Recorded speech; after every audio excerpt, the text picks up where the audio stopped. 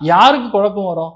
மூத்த அண்ணன் தம்பி, இல்ல உங்க அக்கா யாரா இருக்காங்க, இல்ல உங்க அண்ணன் யாரா இருக்காங்கன்னா, அவர்கள் மூலியமா நமக்கு அந்த பாதிப்புகளை கொஞ்சம் அதிகமா குடுக்குற மாரி நிலைமைகள் இருக்குது. இன்னொன்னு நம்ம எத ரொம்ப ரொம்ப நம்புறோமோ, அதுல தான் வந்து நம்ம இழக்கிற மாரி ஏற்படும். ஸோ முழுமையா நம்பக்கூடாது எதையுமே. எதையுமே எந்த விஷயத்தையுமே முழுமையா நம்பக்கூடாது. ராகு அப்படிங்கிறது முழுக்க முழுக்க அந்நிய கிரகம். ம். வேறு மொழி பேசக்கூடிய ஒரு கிரகம். இப்ப டைம் பீரியட்ல மேஷத்துல பிறந்தவங்க யாராவது கொஞ்சம் தேவையில்லாத கான்டாக்ட்ஸ்லாம் இருக்குன்னா, கண்டிப்பா வந்து அதெல்லாம் ஊருக்கே தெரிய வரும்.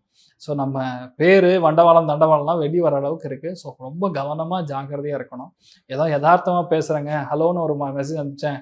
லாஸ்ட்ல இப்படி ஆயிப்போச்சு அப்படிங்கிற மாரி இருக்கக்கூடிய நிலைமைகள்ல மேஷத்துல பிறந்தவங்க கண்டிப்பா கவனமா இருக்கணும்.